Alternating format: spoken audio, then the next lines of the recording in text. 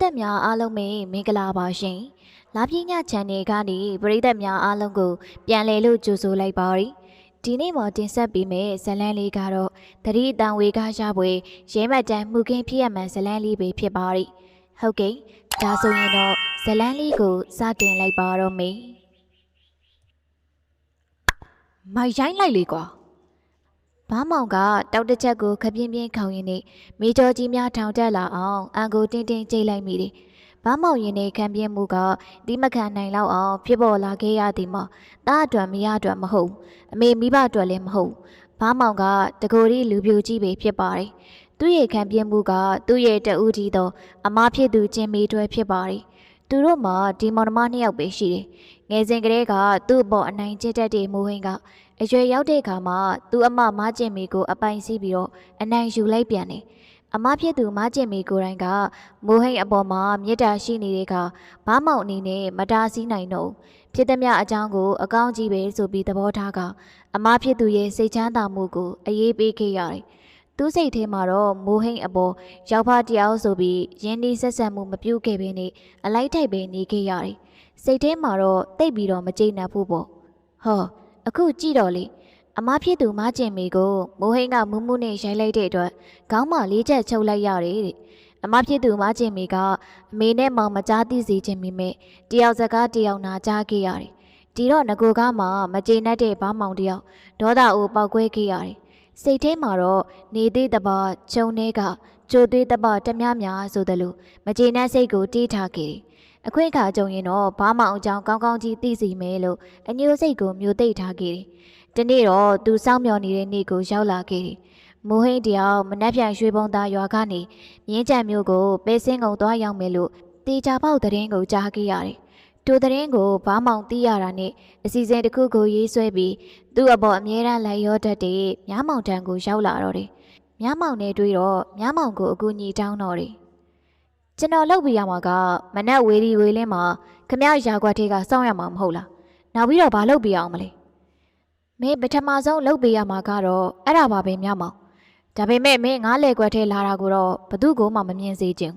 အဲ့ဒါကိုတော့အထူးဂရုစိုက်ရမှာပဲရပါတယ်ဗျာကျုပ်ခရီးထွက်เสียရှိတယ်ဆိုပြီးတော့အင်းကခက်စောစောထွက်လာခဲ့မှာပါအေးဟုတ်ပြီအဲ့ဒီအတိုင်းပဲကောင်းတယ်နောက်တနေ့မနက်စောစောမှာဘာမောင်ကနွားနှက်ကောင်နဲ့ထုံကိုဆွဲပြီးတော့ရွှေဘုံသားရွာလေလမ်းမတိုင်းတချင်းတကြော်ကြော်နဲ့ယာရောကိုထွက်လာခဲ့တယ်။ရွာလမ်းမရဲ့လမ်းဘေးဝဲရာအသိမိတ်ဆွေအားလုံးကိုဘာမောင်ကဖလဲတကယ်နှုတ်ဆက်ခဲ့တယ်။ဒီကနေ့ထူးထူးခြားခြားနှုတ်ဆက်ခဲ့တာကသူ့အကြံပါပဲ။ဘာမောင်တယောက်ရာထွန်ထွက်သွားတယ်ဆိုတာကိုအများသိသာစေရန်တမင်အကြောင်းရှာခြင်းပါ။ဘာမောင်ကသူ့ရာခင်းရောက်တော့နေအောင်ကပြူစားပြုတ်နေပြီ။လွန်ခဲ့တဲ့တရက်ကြော်ကလေနဲ့တူရွာချလိုက်တဲ့မိုးကတောကြီးရွာရှိတောင်သူလေသမားများကိုလုပ်ငန်းစင်းရန်အတွက်သတိပေးနှိုးဆော်တယ်လို့ဝရိယအကျိုးခံစားစေလိုသူများကကိုယ်လေကိုရာကိုထွန်ရိပ်စနေကြပြီလေနူအေးနဲ့တူမြေသိင်းရနံကမိဖက်ပါလာတယ်ဘာမောင်ကမြေသိင်းနှက်နဲ့လေနူအေးကိုတဝါကြီးရှူရှိုက်ပြလိုက်တယ်သူ့ရကင်းကိုရောက်တော့မြမောင်ကိုအခက်သင့်မဲတွေ့ရတယ်ကဲမြမောင်မင်းအင်ဂျီနဲ့လုံကြီးကိုချုပ်ကွာဘာမောင်ကသူကိုယ်တိုင်လေသူ့အင်ဂျီကိုချွတ်ရင်ပြောလိုက်တယ်။မြမောင်ကဘာမေးခွန်းမှထုတ်မနေပဲသူ့ရဲ့အင်ဂျီကိုချွတ်ပြလိုက်တယ်။မကြမီမှာပဲသူတို့နှစ်ယောက်မှတယောက်အဝေးစားများကိုတယောက်ပြောင်းလဲဝေပြီးသားဖြစ်သွားတယ်။ကဲငါမြင်းချံကိုသွားမယ်။မင်း900ကိုပြီးတဲ့လောက်ထွန်နှင့်ကွာ။ငါလုပ်ငန်းပြီးချင်းကျုံရကားနဲ့ရွာကိုပြန်ခဲ့မယ်။ငါပြန်လာတော့မှအကျိုးเจ้าကိုပြောပြမယ်ကွာ။ကြားလား။ဘာမောင်ကအသင်းပါလာတဲ့ထဘူးဦးထုတ်ကိုခန်းခိုင်းခိုက်ဆောင်းလိုက်တယ်။မြမောင်ကဘာမောင်ဘာရီကြံစီနေတာကိုစိုးစင်များမသိပါ။သိရန်လဲစူးစမ်းမဲ့သူမဟုတ်ဘူး။ခက်မက်စိတ်ပဲ။စကားတစ်ခွန်းမှပြန်မပြောပဲခေါင်းတငိမ့်ငိမ့်နဲ့ဘာမောင်ရဲ့ပြောစကားကိုပဲနားထောင်နေရှာတယ်။ဘာမောင်ကပြောဆူဆူကားလမ်းမဘက်ကိုကတ်တုတ်တုတ်နဲ့ရှောက်သွားတယ်။ကားလမ်းဘေးမှာကြာမဆောင်ရပါ။စီမီကုံကစောစောထွက်လာတဲ့ကားကိုလက်ပြတိုင်းရင်းနဲ့မြင်းကြံမျိုးကိုလိုက်ပါခဲ့တယ်။ဘာမောင်ကနဘူးအိုင်ကားကိုမစီပဲစီမီကုံကားကိုပဲတမင်ရွေးပြီးတော့တားဆီးခဲ့တယ်။နဘူးအိုင်ဆိုတာကရွှေဘုံသားရွာနဲ့အနီးဆုံးရွာကြီးတစ်ရွာဖြစ်တဲ့ပြင်နဘူးအိုင်ရွာပတ်ဝန်းကျင်ရှိကျေးရွာသားအားလုံးမှာမြင်းကြံကိုသွားရင်နဘူးအိုင်ရွာကိုသာမနက်စောစောသွားပြီးတော့စီးကြတယ်။နဘူးအိုင်မှာသူ့ရဲ့အသည့်တွေဒူးနယ်တီရှိတယ်။ တဦးမဟုတ်တဦးတော့တွေးမြင်နိုင်တာကိုဘာမောင်ကကြိုတင်ပြီးတော့ရှောင်ရှားခြင်းပါစီမီကုံကားမှာနဘူးအိုင်ရွာပတ်ဝန်းကျင်ရှိကြေးရွာကလူများစီးလေစီးထားမရှိကြပါဒါဆိုရင်သူ့ကိုသိတဲ့သူမရှိတော့ဒါကလေဘာမောင်ရဲ့ကြိုတင်စီစဉ်မှုတည်းရဲ့ပဲမြင်းကြံတဲ့ရွှေဘုံသားရွာကခရီးသိမ့်မဝေးလှပေမဲ့စီမီကုံကားမှာလော်လီကားကြီးဖြစ်တော့ဟိုရက်ဒီရက်နဲ့တနာရီကျော်မြစီးခဲ့ရတယ်စီမီကုံကားဂိတ်မှာမြင်းကြံမျိုးဂုံရုပ်ရှင်ရုံအနီးမှာရှိတယ်ကားဂိတ်မှာကားဆိုင်တာနဲ့မြောက်စီကုံစိမ်းစည်းဘက်ကိုဘာမောင်လျှောက်လာခဲ့အเจ้าမဲ့တော့မဟုတ်ဘူးပွဲရုံကိုမူဟိန်ရောက်မရောက်အကဲခတ်ခြင်းပဲဖြစ်တယ်သူမျောလင့်ထားတဲ့အတိုင်းပဲပွဲရုံရှိမှာနဘူးအိုင်ကားတစ်စီးရရင်နဲ့ကုံချနေတာကိုတွေးလိုက်ရတယ်ချနေတဲ့ကုံအများစုကပဲစင်းကုံဒီပွဲရုံမှာမူဟိန်ကသူ့ရဲ့ပဲစင်းကုံကိုရောင်းမတီးချနေတယ်ဒီပွဲရုံကသူတို့ရွာကထွက်ကုန်များတွင်းရာဒိုင်းတစ်ခုလိုပဲအမြဲတမ်းလက်ခံဝယ်ယူခဲ့တဲ့ပွဲရုံပဲဘာမောင်ကဦးထုတ်ကိုခက်ငိုက်ငိုက်ပြင်ဆောင်လိုက်ပြီးတော့ပွဲရုံရှိကနေခတ်တုတ်တုတ်ဖျက်လျှောက်သွားရင်ဘရင်ကြီးဝင်းထဲကိုဝင်ခဲ့ပြန်တယ်ဘရင်ကြီးဝင်းထဲမှာသူ့တိမိတ်ဆွေတဦးတယောက်မှမရှိဘူးသူ့စင်တိုင်းဒိုနေရာမှာပဲဘာမောင်ချီဦးတဲခဲ့ခြင်းကတတိမွေးရမယ်ဖြစ်ပါတယ်ဘရင်ကြီးဝင်းအတွင်းရှိအရက်ဆိုင်ရှိရာကိုလာခဲ့ခြင်းလို့ဆိုရင်ပို့ပြီးတော့မှန်ကန်လိမ့်မယ်ဟုတ်ပါတယ်ဘာမောင်လုပ်ရမယ့်အလုပ်ကတတိရှိဖို့သွေးစုဖို့လိုအပ်တယ်မဟုတ်လားဒီတော့လေမိမိလုပ်ရမယ့်လုပ်ငန်းအတွက်အားစီးအဖြစ်တစ်ခွက်တစ်ဖလားတော့တောက်ချလိမ့်မဒါကလူမိုက်တို့ရဲ့အတွင်းနဲ့လုံရက်ပဲဖြစ်တယ်ဘာမောင်ကအရက်ဆိုင်မှာအရက်တလုံးကုန်တဲ့ထိအချိန်ဖြုံးရင်းနဲ့ထိုင်နေမိတယ်အရက်တလုံးကုန်တဲ့အခါသူ့လုပ်ငန်းကိုစရန်ရင်ကြီးဝင်းထဲမှာထွက်လာခဲ့တယ်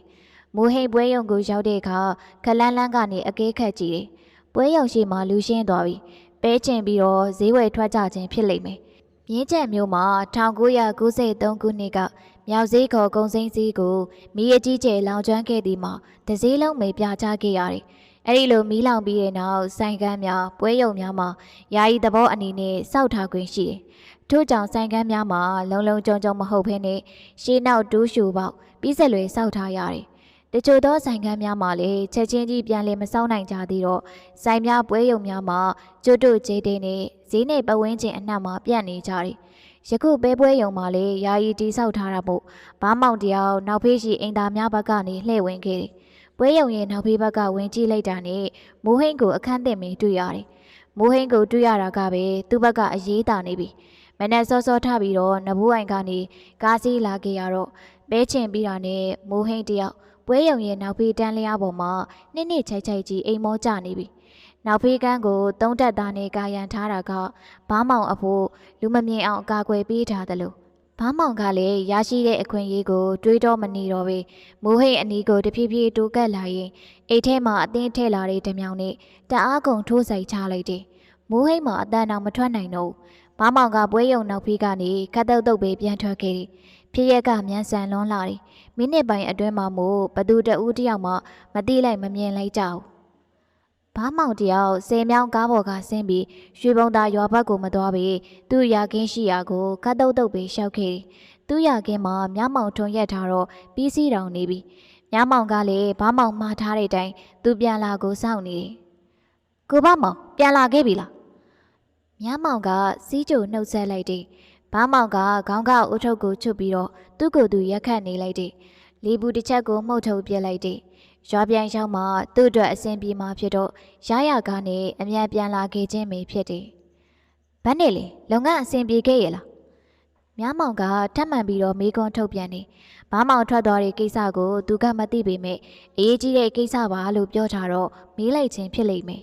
။အေးအဆင်ပြေခဲ့ပါလေကွာ။ကဲရော့မင်းအကြီးနဲ့လုံးကြီးပြန်လဲဝေးအောင်မြန်မြန်စလို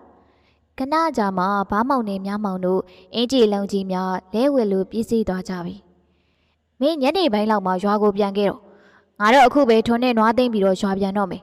နောက်ပြီးတော့ဘာကိစ္စနဲ့မှအာမချောင်နဲ့နော်ကျုပ်သိပါလေကိုဘမောင်ရေကျုပ်ကချင်းမြေချင်းဘက်ကိုသွားပြီးတော့ညနေမှပြန်လာခဲ့တော့မယ်အေးကောင်းတယ်သွားတော့ဘာမောင်ရဲ့စကားအဆုံးမှာမြမောင်တယောက်ချင်းမြေချင်းရွာဘက်ကိုခတ်တုတ်တုတ်ပဲထွက်သွားတယ်ဘာမောင်ကလည်းထွန်းနေနွားကိုသိမ့်ပြီးတော့ရွှေဘုံသားရွာဘက်ကိုပြန်ခဲ့တော့တယ်။ရွာပြန်မှလည်းတွေ့ရလူများကိုနှုတ်ဆက်စကားပြောရင်းနဲ့စကားချိုလာခဲ့တယ်။တွေ့သမျှလူတိုင်းကသူ့အတွက်အရေးကြီးလာတယ်မဟုတ်လား သူတို့အားလုံးကဘားမောင်တယောက်ရာထုံရာကနေပြန်လာတယ်လို့ထင်မြင်ယူဆဖို့ကသူ့အတွက်အရေးကြီးလာတယ်။ဘားမောင်အင်ကိုရောက်တော့နွားကိုနွားတဲမှာချီနှောင်ပြီးတော့နွားစာချင်းမှာနွားစာများနဲ့ရေများရောထည့်ပြီးတော့နွားများကိုအစာကျွေးနေလိုက်တယ်။နောက်ပြီးမှရေမိုးချိုးထမင်းစားပြီးတော့တရေတမောနှက်နေလိုက်တယ်။သူကြားလို့တဲ့သတင်းကချက်ချင်းရွာရောက်လာမှမဟုတ်တာကိုဘားမောင်ကသိထားပြီးဖြစ်တယ်။စီမီကုံကားနဲ့နဘူးအိုင်ကားတို့ကသူကြားလို့တဲ့သတင်းကိုယူဆောင်လာကြမှာဖြစ်တယ်။ညနေ3 နာရီလောက်ရောက်တော့ရွာမှာသတင်းကပြန့်ထွက်လာတယ်။မိုးဟင်းတယောက်ဓာတ်ထုတ်ခံရလို့တဲ့။တယောက်စကားတယောက်နားနဲ့အမျိုးမျိုးကြားလာခဲ့တယ်။မြို့ကြီးရဲ့လေကောင်မှာဓာတ်နဲ့ထိုးသွားတာတဲ့။ဘားမောင်ကကြိမ်နဲ့သွားတယ်။သူ့ရဲ့လောက်ရက်ကိုဘသူကမှတန်တရားမဖြစ်ကြဘူး။မိုးဟင်းလိုကောင်မျိုးကရန်သူအများသားပဲ။ဖဲရိုက်ချင်းထိုးအရက်တော့ဒါရီအားလုံးကိုမိုးဟင်းကကျင်းလဲကြက်စားခဲ့တယ်။ဒီတော့လေသူ့ကိုဓာတ်နဲ့ထိုးခဲ့တဲ့သူကဒီပဝင်းကျင်အတိုင်းဝိုင်းမှာပဲရှိနေလိမ့်မယ်လို့အားလုံးကတွေးထင်ယူဆခဲ့ကြတယ်။အဲ့ဒီလိုပဲတွေးထင်ယူဆထားတာကဘားမောင်အတွက်အကာအကွယ်ကောင်းကောင်းရှိနေတယ်လို့ဖြစ်နေတယ်။အချိန်အတော်နှောင်းလို့ညနေပိုင်းကိုရောက်တဲ့အခါမှာမိုးဟင်းနဲ့ပတ်သက်သူတို့ချို့ပြန်ရောက်လာကြတယ်။သူတို့ရောက်လာကြတော့သတင်းတစ်မျိုးကြားရပြန်တယ်။ထိုသတင်းကတော့ဘားမောင်အတွက်အမင်္ဂလာသတင်းတစ်ပုဒ်ဖြစ်နေတယ်။မိုးဟိတ်ဓာတ်ထိုးခံရ၍ဆေးရုံကိုတင်လိုက်ကြရတယ်။သူ့ရမှာဆေးရုံကိုအချိန်မီရောက်လာတဲ့မိုးဟိတ်တယောက်တေကံမရောက်တက်မပြောက်ခဲ့ဘူး။ဘားမောင်ကအံ့သိရတယ်။သူကိုယ်တိုင်ဓာတ်တစုံထိုးဆိုင်ခဲ့တဲ့မိုးဟိတ်ဘာလို့မသိရတာလဲ။ဆေးရုံကဆရာမတွေကပဲအရန်ကြီးတော်နေလို့လား။မဟုတ်ပါ။ဘားမောင်ဓာတ်တစုံထိုးဆိုင်ခဲ့တာတော့မှန်ပါတယ်။သူ့တိုင်မိုးဟိတ်ရဲ့ကံကြမ္မာကအတော့ကိုအံ့ဩဖွယ်ကောင်းနေတယ်။ဘားမောင်ထိုးခဲ့တဲ့ဓာတ်ချက်ကမိုးဟိတ်ရဲ့အတွင်းကလေးစားပစ္စည်းများတစုံတစ်ခုကိုမှမထိခိုက်ခဲ့ပါဒီအကြောင်းချက်ကပဲမိုးဟိတ်မှာအသက်ချမ်းသာရာရခဲ့ခြင်းဖြစ်တယ်ဒီလောက်တောင်အသက်ပြင်းရသလားမိုးဟိတ်ဟာဘားမောင်ကမကြေမနက်နဲ့တောက်တစ်ချက်ကိုကြိတ်ပြီးတော့ခေါက်လိုက်မိတယ်နောက်ပြီးတော့စိတ်ထဲကနေလေကြိတ်ပြီးတော့အညိုဖွင့်လိုက်မိပြန်တယ်ဒီတစ်ခါမသေးပေမဲ့နောက်တစ်ခါတော့တည်စေရမယ်မိုးဟိတ်ရွှေဘုံသားရွာဖျားဝေဒီဖျားဝေမှာဘားမောင်ကဒုတိယကြိမ်ဂျိုးပန်းမှုတစ်ခုကိုပြုလုပ်ရန်ရည်ရွယ်ထားတယ်။အဲ့ဒီရည်ရွယ်ချက်နဲ့အတူမိုးဟိတ်တီကိုတီးရမယ်ဆိုတဲ့ဆုံးဖြတ်ချက်ကိုအပိုင်ချထားလိုက်တယ်။ပထမအကြိမ်တုန်းကမျက်မြင်သက်သေမပြနိုင်ခဲ့တယ်လို့ကြံရွယ်ထားတယ်။ဖျားဝေရဲ့ဒုတိယနေ့မှာဘုံတော်ကြီးများကိုအာယုံစွန်းကပ်ပြီးစွန်းဆန့်စိန်လောင်းရန်ရှိတယ်။အကြံနဲ့ဘားမောင်ကအာယုံစွန်းကပ်ရန်အတွက်ရွာဖုံးကြီးเจ้าမှာတညာလုံးစွန်းနဲ့စွန်းဟင်းရများချက်ရမှာပါဝင်တရုပ်ဆောင်လိုက်တယ်။မိုးဟိတ်တရဲ့ချံကရွာဖုံးကြီးเจ้าနဲ့ရန်နကွက်ကြော်မှာရှိတာကိုဒါကြောင့်မဲဘားမောင်ကနေရာယူမှန်အောင်ကြိုးစားခဲ့။ဘိုက်ကတန်ရာကအနာကျက်ပြီးကလေးကတရဲ့ချံကိုမိုးဟိတ်ကလူငှမထားတော့ဘဲနဲ့ကိုယ်တိုင်ညားဆောင်အိတ်တက်တယ်။ဒါကိုဘားမောင်ကအပိုင်တီးပြီးသား။ညနေပိုင်းကစပြီးတော့ဖုံးကြီးစွန်းကျွေးအတွက်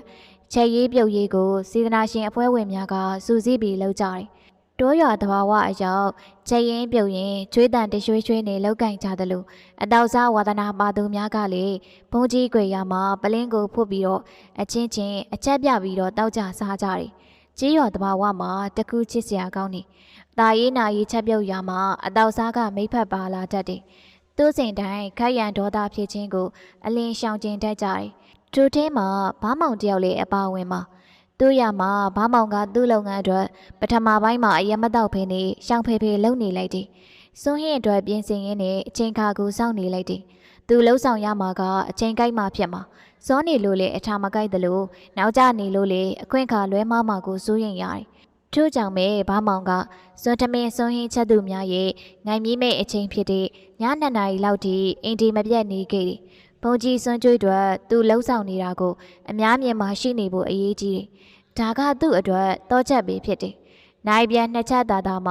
ဘားမောင်ကအသာလစ်ပြီးတော့ဘုံကြီးကျောင်းကနေထွက်ခဲ့တယ်။မိုးဟိတ်တရဲ့ခြံတော်ရန်အတွက်သူ့အဖိုးရဓမီမလို့ဒီလန်းကိုသူကလေးလာပြီးသားအမောင်ထဲမှာပဲအရောက်သွားနိုင်တယ်။ဓမီရောင်တဝင်းဝင်းနေဆိုရင်သူ့အတွက်အန်တီရှိလာနိုင်တယ်။ဘားမောင်ကအမောင်လန်းကနေပြီးတော့မိုးဟိတ်ရဲ့တရဲ့ခြံစီကိုခတ်တုတ်တုတ်ရှောက်သွားတယ်။မကြပါနိုင်ဝက်တောင်မရှိတတ်ဘူး15 မိနစ်သာမှဘားမောင်တယောက်မိုးဟင်းရဲ့တရက်ချံကနေခတ်တုတ်တုတ်ပြန်ထွက်လာတယ်။ဘုံကြီးကျောင်းထဲမှာချက်ပြုတ်ထားကြသူများကပင်ပန်းပန်းနဲ့မူအိမ်မောကြနေကြဆဲပဲ။ဘားမောင်ကဖနက်ကိုချွတ်ပြီးတော့ဘုံကြီးကျောင်းဝင်းထဲကိုအသာဖော့ပြီးတော့ဝင်ခဲ့တယ်။ကိုဘားမောင်ကြီးဘဲကပြန်လာတာလေ။ဘ ဘားမောင်ရင်ထဲမှာထိတ်ခနဲဖြစ်သွားတယ်အတန်ကြာရာကိုကြည့်လိုက်တော့ကိုရင်သားတွန်းကဘားမောင်ကိုတီးတီးချာချာပဲစူးစိုက်ကြည့်ပြန်တယ်ဘားမောင်ရင်ထဲမှာတော့ကိုရင်သားတွန်းကိုမြင်လိုက်ရမှစောစောကထိတ်တက်ခေတဲ့စိုးရင်စိတ်မှာအနှဲငယ်ကျသွားတယ်။အော်ကိုရင်သားတွန်းကျုပ်ကအခင်းကြီးသွားလာတာပါ။ဘားမောင်ကချော်လဲရောထိုင်ပြောလိုက်တယ်။ဘုံကြီးเจ้าထဲမှာအင်သားတွေရှိသားနေကိုဘားမောင်ရအပြင်ထွက်ပြီးတော့အခင်းကြီးသွားရတယ်လို့ကိုရင်သားတွန်းကအရေးထဲမှာအထွန်းတက်နေပြန်တယ်။ဘားမောင်ကစိတ်ထဲကနေကြိတ်ပြီးတော့ကျိန်ဆဲမိတယ်။ကိုရင်သားတွန်းကလေကျုပ်ကဖုန်ကြီးကုနီမှာအိမ်ထက်ရင်ငရဲကြီးမှာစိုးလို့ပါ။အိုဗျာဖုန်ကြီးကခွင့်ပြုပြီးသားပဲ။အပြင်သွားလို့မွေကြိုက်လိုက်မှကိုကျိုးနဲနေအောင်မယ်။နောက်ပြီးတော့ခမကြည့်ရတာလေကတုတ်ကရိုက်နဲ့မျက်နှာမှာလေချွေးတွေပြန်လို့ကိုရင်သားတော့ကပြောရင်းနဲ့အထွန်းတက်လာပြန်တယ်။သူကြည့်လိုက်ရင်ရှေ့နေလှုပ်ရှားဖို့ပဲကောင်းတယ်လို့မစီမဆိုင်တွေးလိုက်မိတယ်။ဘားမောင်ကကိုရင်သားတွန်းကိုဘာတခေါမှပြန်မပြောတော့ပြီ။သူ့အဖွဲသားများရှိရာကိုဝင်ပြီးတော့လဲအိတ်လိုက်တယ်။ဘားမောင်ကတော်တော်နဲ့အိတ်မပြောဘူး။စောစောကသူ့ရဲ့လှုပ်ဆောင်ချက်များအစဉ်ပြေပြေဖြစ်လာပြီးမှကိုရင်သားတော်နဲ့တွေ့ရတာကိုမကြည်မနှက်ဖြစ်နေတာဒီကိုရင်သားတော်ကဒီချိန်ကြီးကြောင်မှအိယာထပြီးတော့ကျောင်းပေါက်ဝရောက်နေတာပါလေဘားမောင်ကမကြည်မနှက်နဲ့အတွေးနဲ့ချင်းနေမိတယ်ကြာတော့မတွေးခဲ့ဘူးတောက်ထားတဲ့အရက်ရှင်ကြောင့်မကြမီမှာအိမ်မောကျသွားတယ်မနက်4 နာရီလောက်ရောက်တော့အားလုံးအိယာကထားရတယ်ဘားမောင်ကလည်းအိယာကနေထပြီးတော့စွန်းချက်ချင်းညာကလုံးထားတဲ့စွန်းဟင်းများချက်ပြုတ်ခြင်းတို့ကိုပါဝင်လှုပ်ဆောင်ခဲ့ကြပြီးနောက်အာယုံမတက်မီမှာဘုံတော်ကြီးများကိုစွန့်ကပ်ခဲ့ကြတယ်ဒီတချီတော့ဘားမောင်အောင်ပွဲခံသွားရပြီမနက်8 နာရီလောက်မှာမိုးဟိန်းတီဆုံးတဲ့တဲ့ရင်ကထွက်ပေါ်လာတယ်မိုးဟိန်းတယောက်သူ့ရဲ့တရက်ချန်ထဲမှာထပ်ပြီးတော့အသက်ခံရပြန်ပြီတဲ့ဘားမောင်အတွက်တော့မင်္ဂလာသတင်းဖြစ်နေပြီစွန်လောင်းပွဲကိုတော့ခတ်တုတ်နဲ့ပြီးအောင်ဆောင်ရွက်ကြရတယ်ရွာတွေကလူများကစိတ်မချမ်းမြေ့မှုကိုခံစားကြရတယ်လူသက်သမားကိုအတန်ထွက်ပြီးတော့ကျိန်ဆဲနေကြတယ်ရွာစွန်လောင်းပွဲနေ့မှာလှုပ်တဲ့လူသက်သမားအသေးဆုံးနဲ့တေးပါစီတော့ကြံဖန်ဖန်ပြဒီနေ့ဒီရက်မှာလှုပ်ရက်လိုက်တာဒီရခံမြမိရင်တော့ရဲလက်ကိုအမခံရွာမာတင်တစားစီဖြစ်အောင်ကိုလှုပ်ပြမှာရွာသူရွာသားတို့ရဲ့မြေတာပို့တန်ကိုကြားရတဲ့ဘားမောင်ကတွေးပြီးတော့စိုးရိမ်ကြောင်းလန့်စိတ်များပေါ်လာတယ်။ရခင်တစ်ချိန်မိုးဟင်းဓာတ်ထိုးခံရစဉ်ကသူ့အပေါ်ထင်နေကြတဲ့လူများကမျက်မြင်သက်သေမရှိလို့သာမပြောပေမဲ့ယခုတစ်ချိန်တော့ဘားမောင်ကိုမတင်ကားတဲ့မျက်လုံးများနဲ့ဝိုင်းပြီးတော့ကြည့်နေကြပြီ။တာဝန်ရှိသူများရဲ့တရင်ပေးဖို့ချက်ရသက်ဆိုင်ရာရဲစခန်းမှာအမှုလိုက်ရဲအုပ်နဲ့ရဲသားများရောက်လာကြပြီ။သူတို့အားလုံးကလူသက်မှုနဲ့ပတ်သက်ပြီးတော့မေးမြန်းစုံစမ်းရမှာဘားမောင်အကြောင်းကိုပါထည့်မိလာကြတယ်။သူတိုင်စွန့်ချက်တစ်ဖွဲလုံးကဘားမောင်ကိုဒုတညာလုံးမှာသူတို့နဲ့အတူရှိနေကြောင်းထောက်ခံကြတယ်။တော်ပါသေးရဲ့ဘားမောင်ကအလီပိုင်တက်တည်ပြရန်အတွက်ရခင်တစ်ချိန်ကလိုအကွက်ကြစီစဉ်ခဲ့ခြင်းပဲ။ဘားမောင်ကစွန့်ချက်တစ်ဖွဲလုံးကိုတော့ထိုင်ပြီးတော့ဝေချလိုက်ခြင်းနဲ့ကျေးဇူးကြီးပါပြီ။သို့တော့ဘားမောင်မှာကြာဝမ်းမသာနိုင်မှာကိုရင်သားတော်တယောက်တင်ကန်းကြီးတစ်ဖားဖားနဲ့ရဲများရှိရာကျေးရွာဥက္ခရာအိမ်ကိုသွားတာကိုမြင်ရတယ်။ဘားမောင်စိုးရိမ်စိတ်တွေကငရိတ်ကိုတက်သွားရပြန်ပြီ။လူသက်သမားဆိုတာကအခက်သားပဲ။သူများအသက်ကိုပဲကျိန်ပန်များစွာတက်ချင်မိမယ်။ကိုယ်တိုင်ပြစ်မှုခံရမှာကိုတော့ကြောက်ကြတယ်။အမှန်တော့ဒီယူဆချက်ကတဘာဝနဲ့စန့်ကျင်နေတာ။တရားနီလန်းကြယထာဘူတကြတွေးခေါ်ရရင်သူများကိုလှုပ်ရဲပါကကိုယ်အလက်ခံရမှာပဲမဟုတ်လား။ဒါပေမဲ့လူယုံမာတို့ရဲ့လမ်းစဉ်ကသူတစ်ပါးကိုသာလှုပ်ချင်မိမယ်ကိုယ်အလဲကြတော့နှဲ့သွားတတ်ကြတယ်အခုဘားမောင်ကိုပဲကြည့်ပါဦးတော့မိုးဟင်းကိုရန်ညိုးဖွဲ့ပြီးတော့တစ်ချိန်နဲ့မသေးတော့နှစ်ချိန်တိုင်လှုပ်ကြံတက်ဖြတ်ခဲ့သူ့အလဲရောက်တော့မှကိုစောက်တီရမရဖြစ်နေပြီဘားမောင်ရဲ့စိုးရိမ်စိတ်တွေကထိမ့်ကွလို့မရတော့ပြီတာဝန်ရှိရဲတို့ရဲ့အမေးမြန်းကိုလည်းမခံရဲတော့ကိုရင်သားတော်ကအခုလောက်ဆိုရင်ဖောက်သေးချာပြောနေတော့မှာဘားမောင်ကကြာမတွေးတော့လွယ်အိတ်တစ်လုံးမှာသူ့အဝိစားနှစ်စုံလောက်ထည့်ပြီးရွှေဘုံသားရွာကနေထွက်ခွာသွားခဲ့တယ်။ဘားမောင်တယောက်ဥပဒေရေးတံပြန်ပေါင်ခတ်မှုကနေလွတ်ထွက်သွားလိမ့်မလားစောင့်ကြည့်ရအောင်မေ။တော့လူကြည့်ရတာတိတ်ပြီးတော့ဟန်ပုံမပေါ်ဘူးနော်။နောက်ပြီးတော့ကျုပ်ကိုကြည့်တာလေရိုးသားပုံမရှိဘူး။မင်းကလေကွာသူခမဒုက္ခရောက်နေလို့ခိတ္တခဏလာနေတာကိုနှင်းကြီးခံနေစမ်းပါ။ကျုပ်ကကြွေးရတာနှမျောလို့ပြောတာမဟုတ်ဘူးကိုဘိုတင်ရဲ့သူကကျုပ်ကိုကြည့်ရင်စိုက်ကြည့်အိုတော့မပြောချင်ပါဘူးနောက်တော့သာကျုပ်ကိုမပြောမရှိနဲ့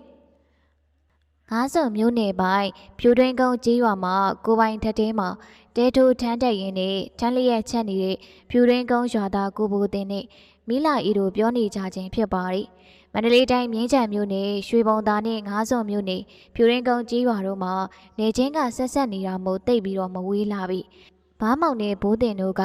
ရွာသားချင်းခင်မင်နေကြရာကဘားမောင်ကလူတက်မှုနဲ့ရှောင်းတင်းရင်ကိုဘိုတင်တို့ရဲ့ထထဲမှာဝင်ရောက်တဲခိုနေထိုင်ခဲ့သည်မှာတပတ်ကျော်ကျော်ရှိနေပြီ။ဘားမောင်မရှိခိုက်မှာမလာအီကသူ့ယောက်ျားဖြစ်သူကိုဘိုတင်ကိုတိုင်တော်နေခြင်းမှာကိုဘိုတင်အနေနဲ့လေရခင်ကခင်မင်ခဲ့ဘူးတော့ဘားမောင်ရဲ့ဖြစ်ရမှန်ကိုမသိပေနိုင်ငံတော်ကိုပြီးသွင်းရမယ်ပဲစင်းငုံကိုရောင်းစားမိလို့ဒုက္ခရောက်လာတဲ့မိတ်ဆွေတယောက်အနေနဲ့လက်ခံထားခဲ့ခြင်းဖြစ်ပါသည်ဇနီးဖြစ်သူမလာအေးကမကြေမနက်နဲ့ဖွင့်ပြောတဲ့အခါကိုဘိုးတင်ကဘားမောင်ရဲ့အခြေအနေကိုအကဲခတ်ကြည့်လိုက်တယ်မလာအေးကတော့သူဆိုပေမဲ့အမေဘက်ကိုလိုက်ပြီးတော့အသားဖြူတယ်ကလေးတယောက်မိခင်လို့ဆိုရပေမဲ့အနေထိုင်ကြည်လေးလာတဲ့မလာအေးရဲ့ကိုလုံးကိုပေါအချိုးအစစ်ကအပြိုတအူးရှုံးလောက်အောင်ကြည့်လို့ကောင်းနေသေးတယ်လူတက်ခဲ့တဲ့ဘားမောင်ကဒေါသစိတ်ရိုင်းဝင်နေသူတအူးဖြစ်တော်လေမလာမေရဲ့မမောပွေရအလှပကိုမြင်ရတဲ့အခါစိတ်ရိုင်းကထားကြလာခဲ့ရတယ်အမှန်ဆိုရရင်မိမသားတအုပ်ရဲ့အလှကိုဘားမောင်ကမြင်တွေ့ခံစားမိခြင်းဖြစ်တယ်။အချိန်ကြာမြင့်လေဘားမောင်ရဲ့ရမတ်စိတ်ကထိန်ကိုလို့မရဖြစ်လာတယ်။ဒါကိုခင်မွန်းဖြစ်သူကိုဘိုးတင်ကအကဲခတ်ကြည့်ရှုရာကနေစိတ်မမှန်တဲ့ဘားမောင်ကိုတစမျက်ဝါးထင်တွေးမြင်လာရတယ်။ဒီနေ့တော့ဘားမောင်ကိုလက်သိမခံနိုင်တော့ကြောင်းချောမော့ပြန်လွတ်မယ်လို့စိတ်မှာဆုံးဖြတ်ချက်ထားခဲ့တယ်။ထိုတနေ့ကိုကြာတော့မဆောင်ရပါဘူး။တရဲတက်ရာကနေချမ်းရီချိုအိုးများကိုဆွေးရင်းနဲ့တရဲစီကိုပြန်လာတဲ့ကိုဘိုးတင်တရဲကိုရောက်ခန့်နေမှမမျော်လင့်တဲ့အတန်တို့ကိုကြားရတယ်။တော်မကောင်းမှုကိုဗမောင်ကိုဘိုးတင်ရဲ့စိတ်ကောင်းစေတနာတွေကိုမှမထောက်စော်ကားမယ်တော့မကြံနဲ့နော်။မလာဤရဲ့စကားတန်ကဒေးထားတဲ့ကိုဘိုးတင်ရဲ့စိတ်ကိုနှိုးဆော့တယ်လို့ပဲခံစားရတယ်။ဧည့်သည်လိုနေရင်တော့အကောင်းသားပဲ။ဇနီးမယားကိုတီတော့ယောက်ျားသားတိုင်းမှာဆက်ဆက်ထိမခံနိုင်ဖြစ်လာကြတာကတမ်းမတာပြီကိုဘိုးတင်ကထန်းရီကျိုးအုံးများကိုအသာချပြီးခါမှချိတ်ဆွဲထားတဲ့ထန်းလီတားကိုဆွဲနှုတ်ရင်းနဲ့တရဲပေါဝါကနေငုံဝင်လိုက်တယ်ဘားမောင်ကဇနီးဖြစ်သူမလာအီကိုအတင်းဖက်လဲနေတာကိုတွေးလိုက်ရတယ်ကိုဘိုးတင်ရဲ့မျက်လုံးတွေလျှက်စီးလက်တလို့ဝင်းတောက်သွားတယ်ထန်းလီတားကိုစုပ်ကင်ထားတဲ့လက်များကတင်းကျပ်သွားတယ်အမျက်ဒေါသတို့ကသူ့ရဲ့ထန်းလီတားကင်ထားတဲ့လက်ကိုအပေါ်ကိုဆွဲမြောင်ယူသွားတယ်ကိုဘမောင်အလောင်းမြို့သားကားလမ်းဘေးကချောင်းရိုးထဲမှာတွေ့လို့တဲ့မိုးဟိတ်ရဲ့ဝိညာဉ်ကဘာမောင်ကိုကလစားချေလိုက်တာတွေတော့မိုးဟိတ်တတ်မှုနဲ့ရဲခလိုက်ရှာနေတာတဲ့ဘာမောင်ခုတော့တီးပြီလေသူတပားကိုတက်ချင်နေသူအခုတော့သူလေလူသက်ခံလိုက်ရပြီပေါ့ဝင်းမာအမြင်ငရဲမာအပားတွေတကားကြီးဘာမောင်တရားဥပဒေပေါင်းကနေလွတ်မြောက်အောင်ပြေးနိုင်ပေမဲ့ဝိတ်ကိုတော့လုံအောင်ဘေးချောင်ပုံးနိုင်ပါလေအဲ့ဒါတရားသဘောနဲ့ကြည့်ရင်ဗုဒ္ဓရဲ့တရားတော်တွေကလူတွေကိုသင်ခန်းစာပေးနေတာပဲတကားကြီးထင်ကြီးအမျိုးမျိုးအသွေးအဖုံဖုံအယူဆအသီးသီးတို့နဲ့ပြောဆိုတန်တွေကရွှေဘုံသာကြေးရွာတဝိုက်မကြားချင်းအစုံပေါ်ထွက်လာတယ်တပ်ဆိုင်ရာဥပဒေဝန်ထမ်းတို့ရဲ့တွေးခေါ်မျှော်မြင်မှုနဲ့ရှာတော်လေတရားခံဘားမောင်ကိုအလောင်းအဖြစ်နဲ့ပဲရှာဖွေတွေးရှိရတယ်နောက်ဆုံးမှာတိုင်းနဲ့မြို့နယ်ရဲ့နေဆက်မှာတွေ့ရှိရတဲ့ဘားမောင်ရဲ့အလောင်းကြောင့်နှစ်ဖက်သောအပိုင်းနေမြေချင်းများအလုံးရှုပ်သွားရတယ်။ရဲတပ်ဖွဲ့ကလည်းသူ့နေကိုနေသူတိုင်းကိုတိုင်းခွဲခြားမနေနိုင်တော့အားလုံးမှာတာဝန်ရှိနေတယ်မဟုတ်လား။ဒီတော့လေရဲထောင်လန်းစုံစမ်းမှုလူသက်တရခံရေးဖြောင်းချက်ပေးမှုတို့ကြောင့်ဘားမောင်တပ်သူကိုဘိုးတင်ကိုဖမ်းဆီးအရေးယူနိုင်ခဲ့တယ်။မြည်တို့ပင်ဆိုစီမကောင်းမှုကစိတ်ကြွယ်ရာမရှိခဲ့ပါ။အကျဉ်သူကသူတစ်ပါးကိုမကောင်းမှုကြံစည်မှုပြုပါကမိမိကိုယ်တိုင်လည်းမိမိလုပ်ခဲ့တဲ့လုပ်ရရဲ့အကျိုးပေးနေသူဖြစ်ပေါ်ခံစားရတယ်မဟုတ်လားငြိမ်းချမ်းသာရတဲ့ကဘာမြေကြီးမှာမကောင်းမှုဒုစရိုက်များမှာကင်းဝေးပြောက်ွယ်ပါစေလို့ဆုတောင်းရင်စာရေးသူဆရာကြီးကိုလည်းကျေးဇူးတင်ပါတယ်မှတ်ချက်1993ခုနှစ်ကမြင်းကြံမြို့နယ်မှာအမှန်တကယ်ဖြစ်ပျက်ခဲ့တဲ့မူကင်းတစ်ပုဒ်ကိုလူပုဂ္ဂိုလ်နဲ့ကြေးရွာအမည်တချို့ကိုပြောင်းလဲပြီးတော့စာဖတ်ပရိသတ်များဖတ်ကောင်းစီရန်ဇက်အိမ်ဖွဲ့ပြီးရေးသားထားခြင်းဖြစ်ပါတယ်။ဟုတ်ကဲ့ဇလန်းလေးကတော့ဒီနေရာမှာပဲပြီးဆုံးလို့သွားပါတယ်။ နားဆင်အားပေးခဲ့ကြတဲ့တဦးတယောက်ချင်းစီတိုင်းကိုကျေးဇူးတင်ပါတယ်အခုလိုစိတ်ဝင်စားဖွယ်ဇာတ်လမ်းများကိုတင်ဆက်ပေးတဲ့ကျမရဲ့လာပြေည channel ကိုလည်း subscribe လေးနှိပ်ထားခဲ့ပြီးဖို့တောင်းဆိုပါရစေရှင်